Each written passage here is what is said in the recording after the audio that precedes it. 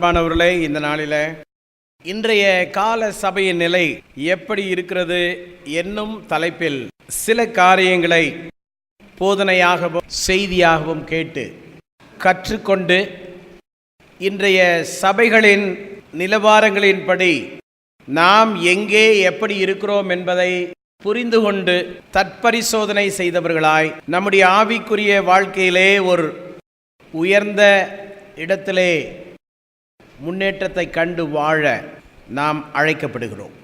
The present search, இன்றைய சபை என்ற ஒரு சுருக்கமான டைட்டிலே நாம் தியானிக்க போகிறோம். எபேசியர் 4ஆம் அதிகாரம் 14ஆம் வசனம். எபேசியர் 4:14. மனுஷருடைய சூதும் வஞ்சிக்கிறதுக்கு ஏதுவான தந்திரமுள்ள போதகமாகிய பலவித காற்றினாலே அலைகளைப் போல அடிபட்டு அலைகிறவர்களாய் இராமல் அன்புடன் சத்தியத்தை கைக்கொண்டு தலையாகிய கிறிஸ்துவுக்குள் எல்லாவற்றிலேயும் நாம் வளர்கிறவர்களாய் இருக்கும்படியாக அப்படி செய்தார். 14ஆம் வசனம் சொல்லுகிறது, எபேசியர் 4:14, நாம் இனி குழந்தைகளாய் இராமல்.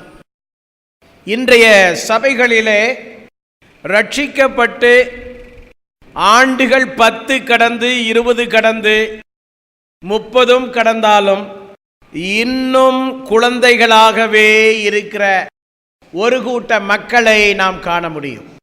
வளர்ச்சியற்ற, முதிர்ச்சியற்ற, சுபாவங்கள் மாறாத, ஆண்டவருக்கு அடுத்த காரியங்களிலே முதிர்ச்சி பெறாத நிலையிலே குழந்தைகளைப் போலவே என்றென்றும் ஒரு வாழ்க்கை வாழ்ந்து கொண்டு அதிலே திருப்தி அடைந்து அதற்கு மேல் முன்னேற முடியாமல், முன்னேற விரும்பாமல் அல்லது அதை அறியாமல் இருக்கிற நிலையை குறித்து ஒரு திருப்தி ஏற்பட்டு அவ்வண்ணமாகவே வாழ்கிற ஒரு கூட்ட மக்கள் சபையிலே இருக்கிறார்கள்.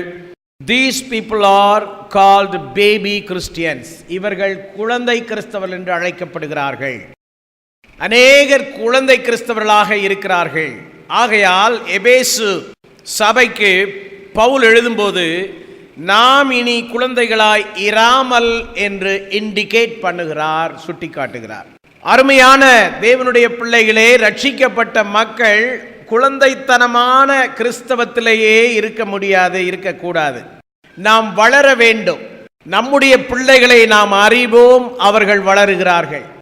சிறுவனாய் இருந்தபோது சிறியவனைப் போல பேசினேன், சிறியவனைப் போல சிந்தித்தேன், சிறியவனைப் போல யோசித்தேன். வேதம் சொல்லுகிறது போல புருஷனான போதோ வளர்ந்த போதோ என்னுடைய வாழ்க்கை, என்னுடைய எண்ணங்கள் எல்லாமே மாறிவிட்டது. ரட்சிக்கப்பட்ட தேவனுடைய பிள்ளைகள் ரட்சிக்கப்பட்ட அந்த நாளிலே இருந்தது போலவே இருக்கக்கூடாது, குழந்தைகளாக இருக்கக்கூடாது, வளர வேண்டும் என்று வேதம் சொல்லுகிறது. 1 கொரிந்தியர் 3ஆவது அதிகாரம் 1 முதல் 3 வசனங்கள் என்ன சொல்லுகிறது என்பதை நாம் பார்ப்போம். 1 கொரிந்தியர் 3ஆவது அதிகாரத்தில் முதல் 3 வசனங்கள். மேலும் சகோதரரே, நான் உங்களை ஆவிக்குரியவர்கள் என்று எண்ணி உங்களுடனே பேசக்கூடாமல் மாம்சத்துக்குரியவர்கள் என்றும் கிறிஸ்துவுக்குள் குழந்தைகள் என்றும் எண்ணி பேச வேண்டியதாயிற்று. பவுல் கொரிந்து சபையிலே உள்ள விசுவாசிகளை பார்த்து விதமாய் சொல்லுகிறார். கொரிந்து சபையிலும் குழந்தைகளைப் போல அநேகர் காணப்பட்டார்கள், வளர்ச்சி இல்லாமல் காணப்பட்டார்கள். ஆகவே சொல்லுகிறார், மேலும் சகோதரரே, உங்களை ஆவிக்குரியவர்கள் என்று எண்ணி உங்களுடனே பேச என்னால் முடியவில்லையே என்று கவலைப்படுகிறார். அப்படி என்றால் குழந்தைகள் என்றால் என்ன?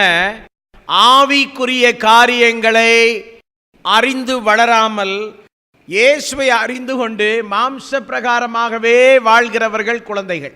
அதைத்தான் இவர் சொல்லுகிறார்.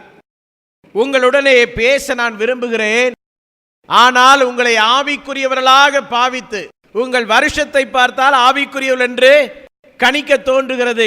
இத்தனை வருஷங்களாக சபைக்கு வருகிறீர்கள், இத்தனை வருஷங்களாக பிரசங்கங்களை கேட்கிறீர்கள், எத்தனையோ ஆண்டுகளாக போதனைகளை கேட்கிறீர்கள், எவ்வளோ செமினார், எவ்வளவோ கான்ஃபரன்ஸ், எவ்வளவோ கன்வென்ஷன், எவ்வளவோ சிறப்பு கூடுகை, நீங்கள் படிக்காத வேதம் இல்லை, ஆனாலும் இன்னும் மாம்சத்திற்குரியவர்களாகவே இருக்கிறீர்களே என்று அவர் மிக மிக வேதனையோடு கவலையோடு இந்த வளர்ச்சியற்ற தன்மையை சுட்டி காட்டுகிறார்.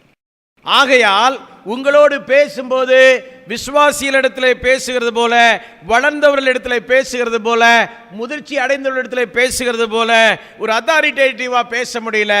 குழந்தைகள்கிட்ட பேசுற மாதிரி நைஸா பேச வேண்டியது இருக்கு. ரொம்ப குழந்தைகிட்ட பேசுற மாதிரி கொஞ்சி கொஞ்சி பேசணும். அப்பதான் அவங்களுக்கு விளங்குது. அப்பதான், ஏன்னா அவ்வளவு அவங்க வளர்ச்சியற்ற நிலையிலே, ரொம்ப லோ ஸ்டேஜிலே அவர்கள் காணப்படுகிறார். 2வது வசனத்தில் என்ன சொல்லுகிறார் பாருங்கள். நீங்கள் பலன் இல்லாதவர்கள் ஆனதால் உங்களுக்கு போஜனம் கொடாமல் பாலை குடிக்க கொடுத்தேன்.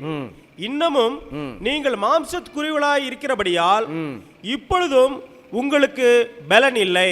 நீங்கள் பலன் இல்லாதவர்களானபடியால், வளர்ச்சி இல்லாதவர்களானபடியால், வார்த்தை உங்களுக்குள் இல்லாதபடியால், வல்லமை உங்களுக்குள் இல்லாதபடியால், முதிர்ச்சி இல்லாதபடியால், முன்னேற்றம் இல்லாதபடியினாலே உங்களிடத்திலே நான் பேசும் பொழுது நான் ரொம்ப சாஃப்டாக உங்களுக்கு ஆணித்தரமான சத்தியங்களை சொல்லிக் கொடுக்க என்னால் முடியவில்லை. கருகலான சத்தியங்களை உங்களுக்கு சொல்லிக் கொடுக்க முடியவில்லை. கடினமான சத்தியங்களை உங்களுக்கு சொல்லிக் கொடுக்க என்னால் முடியவில்லை. காரணம், இன்னும் பால் குடிக்கிற குழந்தைகள் போல இருக்கிறீங்க. காரசாரமான உணவு வகைகளை ஏற்றுக்கொள்ள உங்களுக்குள்ளே இன்னும் ஆயத்தம் இல்லாமல் நீங்கள் காணப்படுகிறீர்கள். பிரசங்கத்தில் எங்கேயாயிலும் ஒரு சூடு விழுந்துட்டா போதும், தேவனுடைய வசனத்தை கேட்கும்போது எங்கேயாயிலும் ஒரு காரசாரமான ஒரு விஷயம் விழுந்துட்டா போதும், தாங்கிக் கொள்ளும் மனப்பான்மை உங்களுக்கு இல்லை. ஆகையால் உங்களோடு பேசும்போது நீங்கள் மாம்சத்திற்குள்ளவர்களாய் இருக்கிறீர்களே என்று, உங்களுக்குள்ளே பலன் இல்லையே என்று நான் கவலைப்படுகிறேன் என்று பவுல் சொல்லுகிறார். பலன், எதையும் பெற்றுக்கொள்ற பலன் இருந்தா நம்ம வளருவோம். யாரோ ஒரு ஆள் தும்மும் போது தெரியாதனமா இந்த பக்கம் திரும்பி உங்களுக்கு நேராக தும்மிட்டா போதும், இந்த சபையில் உள்ளவங்க எனக்கு நேராகவே தும்முறாங்க, வைரஸ் எனக்கு பரவட்டும்னே தும்முறாங்கன்ட்டு கோச்சிட்டு போறவங்கலாம் உண்டு. எதுக்குயா கோபம்? கோபம் எதுக்குன்னே தெரிய மாட்டேன்து. அதுக்கு கோபம், இதுக்கு கோபம், எதுக்கு கோபம், எல்லாத்துக்கும் கோபம். இதெல்லாம் தன்மை என்னன்னா ஒரு வளர்ச்சியற்ற தன்மை. 3வது வசனம் அதை விளக்குது பாருங்க. 3வது வசனம் எப்படி விளக்குது? பொறாமையும் வாக்குவாதமும் பேதங்களும் உங்களுக்குள் இருக்கிறபடியால் நீங்கள் மாம்சத்திற்குரியவர்களாய் இருந்து மனுஷ மார்க்கமாய் நடக்கிறீர்கள். வளர்ச்சி இல்லை. காரணம், இன்னும் மனசுக்குள்ள பொறாமை இருக்கு, இன்னும் வாக்குவாதம். அநேகர் வாக்குவாதம், தாயோட வாக்குவாதம் பண்ற பிள்ளைகள் உண்டு, தகப்பனோட வாக்குவாதம் பண்றவங்க உண்டு, பெரியவங்களோட வாக்குவாதம் பண்றவங்க உண்டு, போதகரோட வாக்குவாதம் பண்றவங்க கூட இருக்கிறாங்க. கொஞ்சம் யோசிச்சு பாருங்க. வாக்குவாதம் பண்ணக்கூடாது. இதற்கெல்லாம் என்ன காரணம் என்றால், சிறுபிள்ளைத்தனமான ஒரு வாழ்க்கை, சிறுபிள்ளைத்தனமான விஷயங்கள் அநேகருடைய வாழ்க்கைக்குள்ளே இருக்கிறபடினால்தான் இப்படிப்பட்ட சூழ்நிலையில் காணப்படுகிறது. மாம்சத்திற்குரியவர்களாக இருக்கிறோம். ஆவிக்குரியவர்களாக, ஆவியிலே நிறைஞ்சு அந்நிய பாஷைகளை பேசுகிற மக்கள் எப்படி வளரணும்? அபிஷேகம் பெறாதவர்களிடம் காண்கிற கனி நிறைந்த வாழ்க்கைய அபிஷேகம் பெற்றவர்களிடம் பார்க்க முடியலையே. காரணம் என்ன? ஒரு கூட்ட மக்களுக்கு அபிஷேகத்தின் பேரிலே நம்பிக்கை இல்லை, ஆனா அவங்க ஆவியின் கனியிலே ரொம்ப நம்பிக்கையுள்ளவர்களாக இருக்கிறார்கள். ரொம்ப சாஃப்டா பேசுறாங்க, ரொம்ப அன்பா பேசுறாங்க, எவ்வளவு காரியங்களை செய்யறாங்க. ஆனால் ஆவியை பெற்ற மக்கள் ஆவியிலே நிறைகிறோம், குதிக்கிறோம், கரங்களை தட்டுகிறோம், எல்லாம் செய்கிறோம். ஆனால் மாம்சத்தின் கிரியைகள் இருந்து நாம் பூரண விடுதலை அடையிறதில்லை. ஒவ்வொரு விசுவாசிக்கும் ஒரு நல்ல விஷயத்தை நான் சொல்றேன். காலையில் குறைஞ்சது 1 மணி நேரமாயிலும் ஆவியில் நிறைஞ்சு நல்ல அந்நிய பாஷை பேசுங்க. ஒரு ஆமேன் சொல்லுங்க. நல்லா அந்நிய பாஷையை தொடங்கினா ஒரு 1 hour நான் ஸ்டாப்பாக அந்நிய பாஷை பேசணும்னா அதுக்கு உங்களுக்கு என்ன இருக்கணும்? அந்த அனுபவமும் நல்ல ஆவிக்குரிய பழக்கம் இருக்கணும். அநேகர் அந்நிய பாஷை தொடங்கினா அந்த 2 வரி 3 வரியோடு அப்படியே ஸ்டாப் ஆகிடுறாங்க, அதுக்கு மேலே வர்றதே இல்லை. அந்நிய பாஷை பேசும்போது ஆவிக்குரிய பக்தி விருத்தி உண்டாகிறது. ஸோ அப்படிப்பட்ட ஒரு பக்தி விருத்தி உண்டாகணும். அது மட்டுமல்ல, தேவ வசனங்களை நல்லா வாசிக்கணும், வாசித்து அதை லைவ்ல அபியாசப்படுத்தணும். அப்பதான் வளர்ச்சி உண்டாகும். ஆவியிலே நிறையணும், கனியும் கொடுக்கணும். அதுதான் ஒரு வளர்ச்சியின் அனுபவம். ஆனால் இங்கே எல்லாம் நடக்குது. பொறாமை, வாக்குவாதம், பேதம், சண்டை, வைராக்கியம், நீயா நானா, எனக்கு மட்டும்தான் எல்லாம் வேணும். சாக்லேட் இருக்குது, யாருக்கு கொடுக்க? அவனுக்கு கொடுக்காத, எனக்கு கொடு. அவன் அடிச்சிட்டான், அவன் கிள்ளிட்டான். சிறுபிள்ளைத்தனமான கம்ப்ளைண்ட்ஸ், சிறுபிள்ளைத்தனமான குற்றச்சாட்டுகள், எனக்கு அது நடக்கல, இது நடக்கல, குறை சொல்லுவது. வளர்ச்சிக்கு நேராய் தேவன் நம்மை அழைக்கிறார் பிரியமானவர்களே. 1 பேதுரு 2வது அதிகாரம் இரண்டாவது வசனம் என்ன சொல்கிறது என்று பார்ப்போம். 1 பேதுரு 2:2. சகல துர்க்குணத்தையும் சகலவித கபடத்தையும் வஞ்சகங்களையும் பொறாமைகளையும் சகலவித புறங்கூறுதலையும் ஒழித்துவிட்டு நீங்கள் வளரும்படி புதிதாய் பிறந்த குழந்தைகளைப் போல திருவசனமாகிய களங்கமில்லாத ஞானப்பாலின் மேல் வாஞ்சையாயிருங்கள். வளர விரும்புகிற யாவரும் செய்ய வேண்டிய சில விஷயங்களை பேதுரு நிருபக்காரர் சொல்றார். சகல துர்க்குணத்தையும் சகல கபடத்தையும் வஞ்சகங்களையும் பொறாமைகளையும் சகலவித புறங்கூறுதலையும் ஒழித்துவிட்டு வளர விரும்புறவங்க ஒழிக்க வேண்டிய காரியங்கள் என்னது என்பதை அறியணும். எல்லார் வாழ்க்கையிலையும் எவ்வளோ விஷயங்கள் ஒழியணும். நம்மகிட்ட என்னென்ன துர்க்குணம் இருக்கு, நம்மகிட்ட என்னென்ன கெட்ட குணம் இருக்கு, நம்மகிட்ட என்னென்ன வேண்டாத விஷயம் இருக்கு, அதை விட தீர்மானிக்கணும். இன்னைக்கு சகலவித கபடம் வஞ்சகமான விஷயங்கள் பொறாமைகள், மறுபடியும் பொறாமை ரிப்பீட் ஆகுது, சகலவித புறங்கூறுதல் கோஷிப், அவன் இப்படி இவன் இப்படி அவன் அவ இப்படி இவ இப்படி ஊரு கதை எல்லாம் சிலருக்கு எப்படி தான் தெரியுதோ. பிலிகிராமுக்கு என்ன ஆச்சுன்ற கனெக்ஷன் யாருக்கு தெரியும்? அந்த கனெக்ஷன்ல இருக்கிறவங்களுக்கு தான் பிலிகிராமுக்கு என்ன ஆச்சுன்னு தெரியும். அல்லது டி.எல். ஆஸ்பானுக்கு என்ன ஆச்சு, அல்லது உலக பிரசித்தி பெற்ற எத்தனையோ ஊழியர்கள் ஜெப வீரர்கள் இருக்கிறாங்க, இவங்க விஷயங்களை பத்தி ஏதாவது தெரியுதா? கனெக்ஷன் இல்லை நமக்கு. நல்ல ஊழியர்களை குறித்து, நல்ல ஊழியர்களை குறித்து, நல்ல ஜெபிக்கிறவங்களை குறித்து உள்ள கனெக்ஷன்ஸ் இல்லை. அநேக குப்பை கூடைகள் தானே, குப்பை கதை மட்டும்தான் நிறைய தெரியுது. இதெல்லாம் ஒழிக்க வேண்டிய காரியங்கள். அப்பதான் நீங்கள் வளரும்படி புதிதாய் பிறந்த குழந்தைகளைப் போல திருவசனமாகிய களங்கம் இல்லாத ஞான பாலின் மேல் எப்படி இருக்கணுமா? வாஞ்சை இருக்கணும். தீவிர ஆவி நமக்கு வேணும். வசன வைராக்கியம் நமக்கு வேணும். எப்படியா நேரம் இல்லாம போகும்? எல்லாத்துக்கும் நேரம் இருக்குது. வசனம் படிக்க மட்டும் நேரம் இல்லை, எல்லாத்துக்கும் நேரம் இருக்குது. ஜெபம் பண்ண மட்டும் நேரம் இல்லை, எல்லாத்துக்கும் நேரம் இருக்குது. ஊழியம் செய்ய மட்டும் நேரம் இல்லை. எப்படி இது நியாயம்? இந்த ஊழிய வாஞ்சை எப்ப வருது, எப்படி வருது? வசனத்தை படிக்கிறவன் சும்மா இருக்கவே மாட்டாயா. ஏனென்றால் வசனத்திற்குள்ளே வல்லமை இருக்கிறது, வல்லமைக்குள்ளே வசனம் இருக்குது. சும்மா இருக்க முடியாதியா. ரட்சிக்கப்பட்டவன் சும்மா இருக்க முடியாதியா. ரட்சிக்கப்பட்ட சகோதரி சும்மா இருக்க முடியாது. ரட்சிக்கப்பட்ட ஆளு கீரை செய்யறதுல மட்டும் ஸ்பெஷலிஸ்ட் நினைக்க வேண்டாம். ரட்சிக்கப்பட்ட ஆளு பிரியாணி செய்யறதுல மட்டும் ஸ்பெஷலிஸ்ட் நினைக்க வேண்டாம். ரட்சிக்கப்பட்ட ஆளு உங்க தொழில மட்டும் நீங்க பெஸ்டா இருப்பீங்க நினைக்க வேண்டாம். ரட்சிக்கப்பட்டவங்களுக்குள்ளே ஆண்டவருடைய ஜீவன் இருக்கு, வசனம் இருக்கு. ஊழியம் செய்யாம இருக்கவே முடியாது. அப்படி ஒரு ஆளு ஊழியம் செய்யாம நிம்மதியா தூங்க முடியுது, நிம்மதியா வாழ முடியுதுன்னு சொன்னா எங்கேயோ கோளாறு. நல்ல ஆவியில நிறைஞ்சு ஜெபம் பண்றவங்க இன்னொரு ஆளுக்கு இயேசுவை பத்தி சொல்லாம வாழ முடியாது, தூங்க முடியாது, சாப்பிட முடியாது, நிம்மதியா இருக்க முடியாது. அதுதான் உண்மையான ஜீவன் இருக்கிற ஆளுக்குள்ளே நடக்கிற கிரியை. அப்படின்னா பாஸ்டர் நாங்க இது எல்லாமே பண்றோம், ஊழியம் மட்டும்தான் செய்யறது இல்லை பாஸ்டர், எல்லாமே பண்றோம் பாஸ்டர், ஆவியில நிறைகிறோம், பாட்டு பாடுறோம், டான்ஸ் பண்றோம், ஆவியில நிறைஞ்ச பக்கத்தில் உள்ளவன உதச்சு கூட விட்டுறோம் பாஸ்டர். ஆனால் பாஸ்டர் ஊழியம் மட்டும் நாங்கள் செய்கிறதில்ல, ஆத்மாவை மட்டும் ஆதாயப்படுத்துறதில்ல, அதை பற்றி மட்டும் நாங்கள் நினைக்கிறதில்ல. அப்போ நாங்கள் என்ன பாஸ்டர்?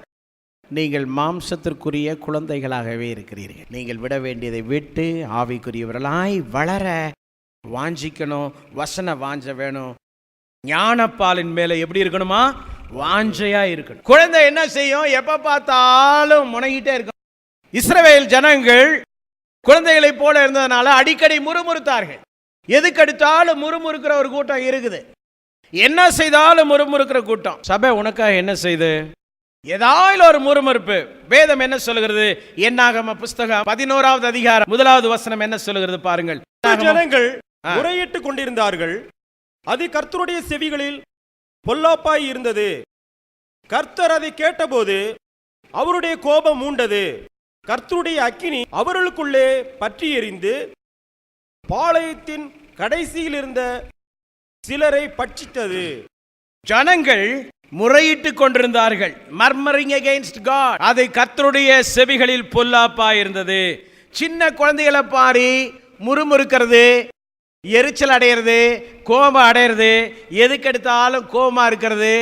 கோபம் வந்தா ஊழியம் செய்யறது இல்லை, கோபம் வந்தா ஜெபத்துக்கு வர்றதில்ல, கோபம் வந்தா ஆராதனைக்கு வர்றதில்ல, கோபம் வந்தா எதையும் செய்யறதில்ல, வீட்டில் கோபம் வந்தா புருஷனுக்கு சமைக்கிறது இல்லையா?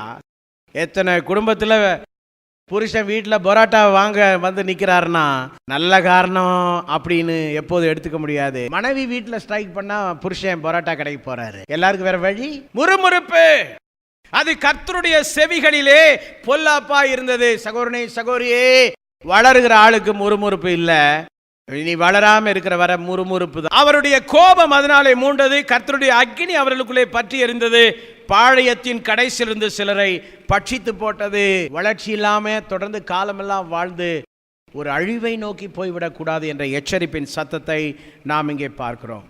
ரட்சிக்கப்பட்ட மக்கள் உண்மையா எப்படி இருக்கணும் தெரியுமா? பிலிப்பியர் 4:4 என்ன சொல்லுகிறது என்று பாருங்கள். பிலிப்பியர் 4:4 என்ன சொல்லுகிறது? கர்த்தருக்குள் எப்பொழுதும் சந்தோஷமாய் இருங்கள். கர்த்தருக்குள் எப்பொழுது சந்தோஷமாய் இருங்கள். சந்தோஷமாய் இருங்கள் என்று சந்தோஷமாய் இருங்கள் என்று மறுபடியும் சொல்லுகிறேன். ரட்சிக்கப்பட்ட ஜனங்கள் எப்போதும் எப்படி இருக்கணுமா? நல்ல சந்தோஷமா இருக்கணும்.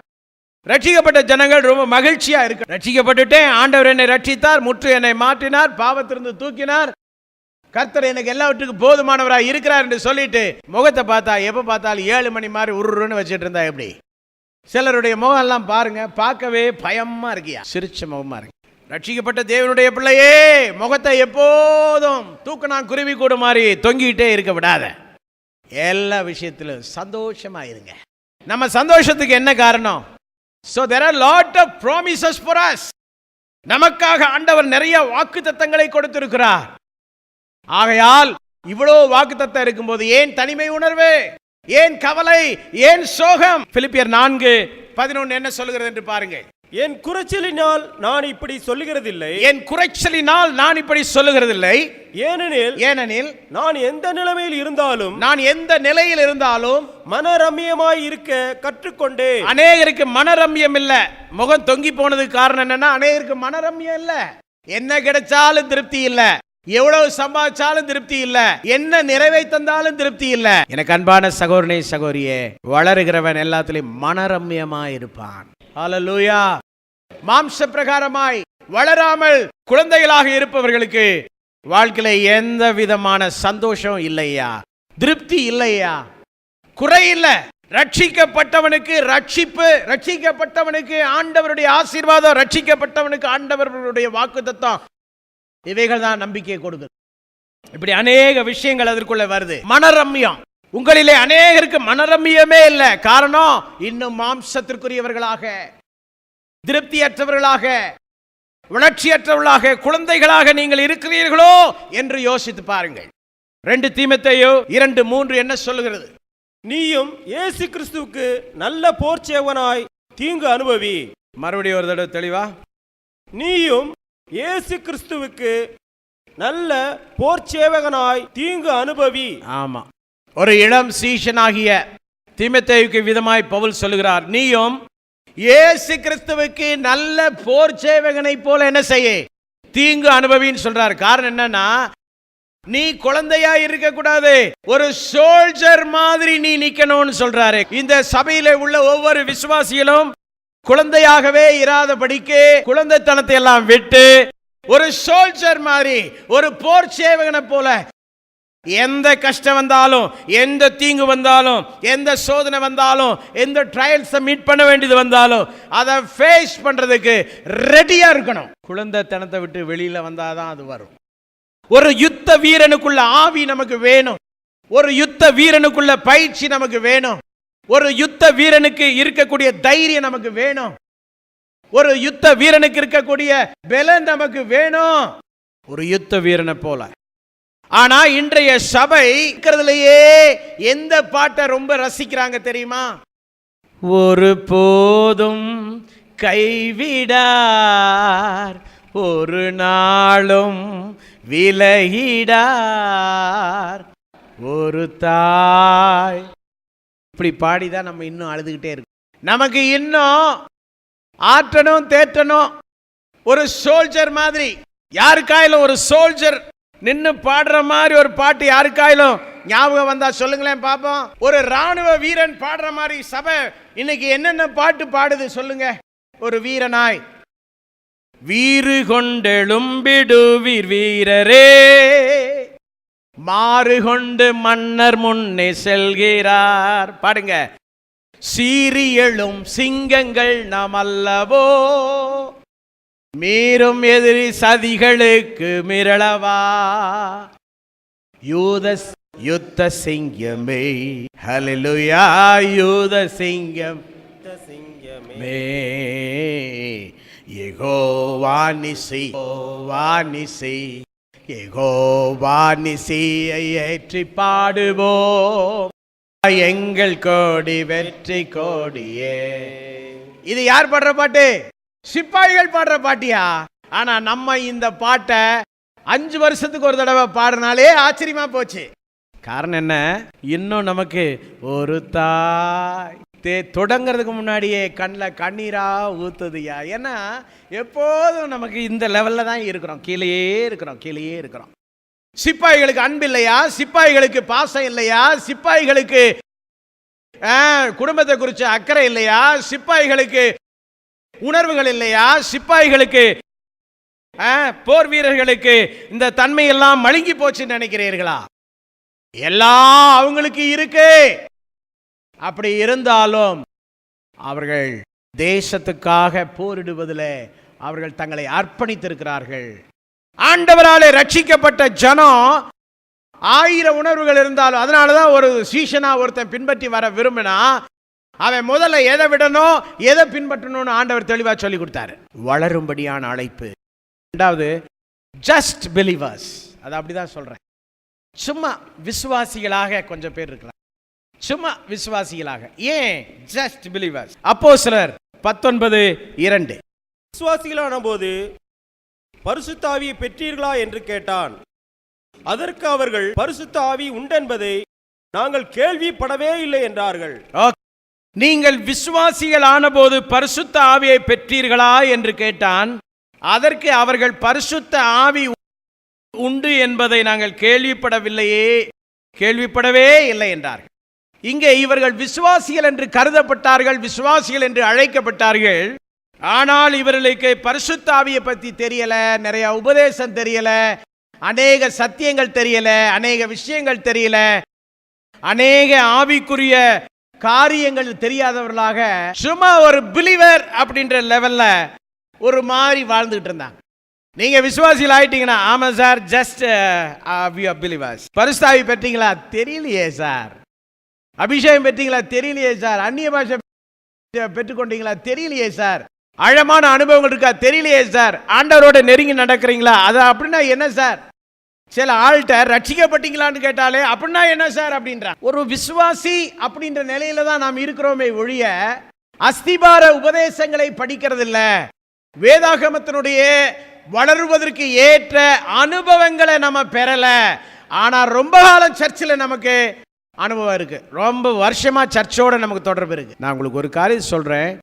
ஒரு போதகரை ஒரு சபையில் ஆண்டவர் வச்சிருக்கிறார்னா அது விசுவாசிகள் ஆவிக்குரிய வாழ்க்கையில வளர வேண்டும் என்பதற்காகத்தான். அதனால உங்களுக்காக ஆண்டவர் வச்சிருக்கிற அந்த பாஸ்டரையும் அந்த பாஸ்டோரல் மினிஸ்ட்ரியும் அந்த டீச்சிங் மினிஸ்ட்ரியும் நீங்க கேட்டு அது உங்களுக்கு பயனுண்டாகிற விதத்தில் இருக்கணும். ஏன் அநேக விசுவாசிகள் சும்மா விசுவாசிகளா இருக்கிறாங்கன்னா, அநேக பிரசங்கத்தை கேட்குறாங்க, ஆனால் ஒரு பிரசங்கத்துக்கு லைஃபை ஒப்பு கொடுக்கறது இல்லை, ஒரு வசனமும் அனுபவம் ஆகலை, ஜீரணம் ஆகலை. இப்போ புரியுதா?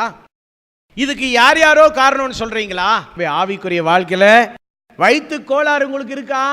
ஜீரணம் ஆகாத கோளாறு இருக்கா? ஒரு காதுல வாங்கி இன்னொரு காதுல விடுற ஆளா இருக்கிறீங்களா?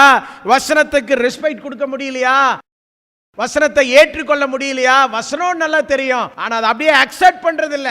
வசனத்தை சின்ன பிள்ளை மாதிரி ஏற்றுக்கொள்ளணும். வசனத்துக்கு முன்பதாக நம்ம அறிவு, நம்ம ஞானம், நம்ம அனுபவம், நம்ம டிகிரி இதெல்லாம் ஒண்ணும் இல்லை. ஆண்டவருடைய வார்த்தைக்கு முன்பதாக இதெல்லாம் ஒண்ணுமே இல்லை. ஆண்டவருடைய வசனம், அதுக்குள்ள ஞானம் இருக்குது.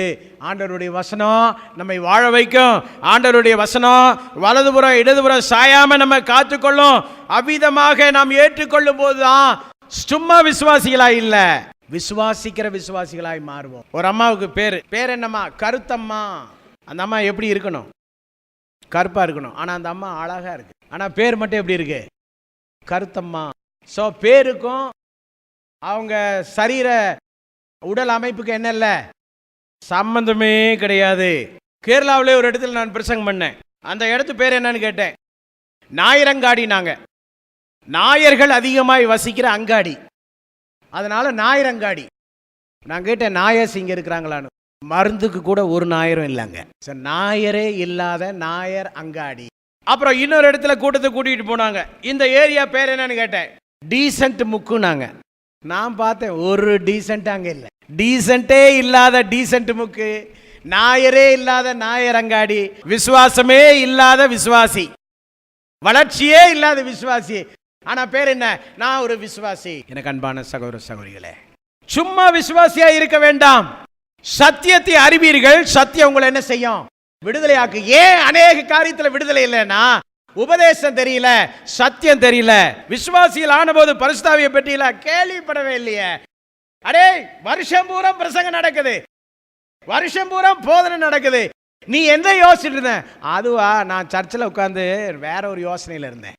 சர்ச்சில் உட்காந்து என்ன யோசனையா இருந்தீங்க? ஒரு அம்மா எழுப்புதல் கூட்டத்துக்கு போயிட்டு வந்தாங்க. புருஷன் அன்னைக்கு போகல. இந்த அம்மா எழுப்புதல் கூட்டத்துக்கு போயிட்டு வந்துட்டு புருஷனுக்கு சாப்பாடு போடுறாங்க. புருஷன், சாரிம்மா இன்னைக்கு நான் கூட்டத்துக்கு வர முடியல. அம்மாவுக்கு வந்துச்சு பாருங்க கோவம். நீ என்னைக்கியா ஆவிக்குரிய மனுஷனா இருந்திருக்கிற? நீ என்னைக்கியா மீட்டிங் வந்திருக்கிற? நீ என்னைக்கு வந்து எல்லா காரியங்களையும் பங்கெடுக்க போற? எப்ப பார்த்தாலும் பிசினஸ் பிசினஸ், தொழில், பணம்னு சுத்திட்டே இரு. நீ என்ன ஆவிக்குரிய வேண்டாம்? அம்மா புலந்து கட்டிட்டாங்க. புருஷன் அப்படியே திகச்சு போயிட்டார். கொஞ்ச நேரம் கழிச்சு ஐயா கேட்டார், ஏமா கூட்டம் எப்படிமா இருந்துச்சு? அந்த அம்மா சொன்னாங்க, வாயை திறக்காத, எனக்கு வந்துடும் வாயில அப்படின்னு. கோபம். இல்லம்மா கூட்டம் எப்படி இருந்துச்சு? இப்ப சொன்னாங்க, கர்த்தருக்கு ஸ்தோத்திரம், நல்லா இருந்துச்சியா இன்னைக்கு மீட்டிங்னா. என்னம்மா சொல்ற? ரொம்ப எழுப்பதா இருந்துச்சு இன்னைக்கு மீட்டிங். இது போல மீட்டிங் நான் அட்டன் பண்ணதே இல்லை. இவர் தப்பு பண்ணிட்டோன்னு உணர்ந்தாரு. சொன்னாரு, அம்மா தப்பு பண்ணிட்டேன், மன்னிச்சுக்க. இன்னைக்கு எனக்கு ஒரு உதவி செய். கூட்டத்தில் நடந்த பிரசங்கத்தை தயவு செய்து நான் சாப்பிடும்போது நீ சொல்லு, நான் கேட்குறேன். இன்னைக்கு என்ன பிரசங்கம், என்ன தலைப்பு? அப்போ அம்மா சொன்னாங்க, நீ வந்தோடனே சாப்பாடு கேட்ப கத்துவின்னு எனக்கு தெரியும். அதனால் உனக்கு வேண்டியதெல்லாம் கொஞ்சம் சமைச்சு வச்சுட்டு நான் கூட்டத்துக்கு போகிறதுக்கு கொஞ்சம் லேட் ஆயிடுச்சு. அதனால் பிரசங்கத்தினுடைய தலைப்பு என்னன்னு சரியாக தெரியலையா. நீ போன பிறகு கேட்ட பிரசங்கம் என்னன்னு அதையாலும் சொல்லு. நான் ரொம்ப ஆர்வமாக இருக்கிறேம்மா, மிஸ் பண்ணிட்டேம்மா, சொல்லுமா. அப்போ அந்த அம்மா சொன்னாங்க, ஐயா உனக்கே தெரியும், நான் விடிய கால் ரொம்ப நேரமே எழும்பி ஜெபம்லாம் முடிச்சுட்டு வீட்டு வேலையெல்லாம் செய்துட்டு கொஞ்சம் சரீர களைப்போட போனேன்னா நான் வேற போய் உட்கார்ந்த இடம் செவுத்தோரமா போச்சா, சாஞ்சம் பாரு, கொஞ்சம் தூக்கம் வந்துருச்சியா, நான் தூங்கிட்டேயா. அப்பாவி, பிரசங்கத்தின் துவக்கமும் உனக்கு தெரியல, பாடி ஆஃப் த மெசேஜ் உனக்கு தெரியல. சரி, கடைசியில அறைகூவல் விட்டு ஜனங்களை முன்னே அழைச்சு கத்தி கத்தி பாயிண்ட் எல்லாம் சொல்லி ஒப்பு கொடுக்க சொல்லியிருப்பாங்களே, அந்த கன்க்ளூஷன் ஆஃப் த மெசேஜ் ஆல்டர்கால் கொடுத்தார்ல, அந்த மேட்டரால் சொல்லி அதை வச்சு என்ன நடந்திருக்கு நான் தெரிஞ்சுக்கிறேன். இப்போ அந்த அம்மா சொன்னாங்க, ஒரு சிரிப்பு சிரிச்சாங்க, போயா 1000 தான் உன்னை திட்டினாலும் நீ பசியோடு வருவேன்னு நினச்சனா இந்த குழம்பெல்லாம் சூடு பண்ணணுமா, அதனால கூட்டம் முடியறதுக்கு முன்னாடியே நான் எழும்பி வந்துட்டேயா. அப்போ நீ எழுப்புதலா இருந்துச்சுன்னு சொன்னியே, இவ்வளவு நேரம் என்ன திட்டுனியே, அதுக்கு என்ன காரணம்? அந்த அம்மா சொன்னாங்களாம், அதுவா, நான் தூங்கும்போது திடீர்னு அல்லேலியா அல்லேலியான்னு அடிக்கடி சத்தம் போட்டாங்க. நான் முழிச்சு பார்த்தேன், புரிஞ்சுக்கிட்டேன் கூட்டம் எப்படி போயிட்டு இருக்கு. இப்போ எழுப்புதல்னா என்ன? ஆரம்பத்திலிருந்தே கடைசி வரை உட்கார்ந்துருக்கணும். அடுத்து உட்கார்ந்த இடத்துல அப்படியே கண்ண மூடி அசந்து தூங்கக்கூடாது. சிலருக்கு அசதினா, சிலருக்கு கனநித்திரை நாவி இருக்கு. நல்ல ஜெபம் பண்ணுங்க. ஆலயத்துக்கு வந்து ஆலயத்துக்குள்ள இருக்கும்போது தேவ பிரசன்னத்துல தூங்கக்கூடாதியா. ஆண்டவர்கிட்ட கேளுங்க, ஆண்டவர் உங்களுக்கு விடுதலை தருவார். கனநித்திரை நாவியே இயேசு நாமத்தில் சொல்லுங்க, போயிடும், வாழ்க்கை மாறட்டும். ஸோ 2 காரியம், ஒன்று பேபி கிறிஸ்டியன்ஸ், இன்னொன்று சும்மா விசுவாசி. சும்மா விசுவாசிகளாக இருக்க வேண்டாம், சத்தியத்தை அறிந்த தேறின விசுவாசிகளாய் மாற வேண்டும். தொடர்ந்துள்ள குறிப்புகளை அடுத்த வாரத்தில் உங்களுக்கு கற்றுக் கொடுக்க நான் ஆசிக்கிறேன்.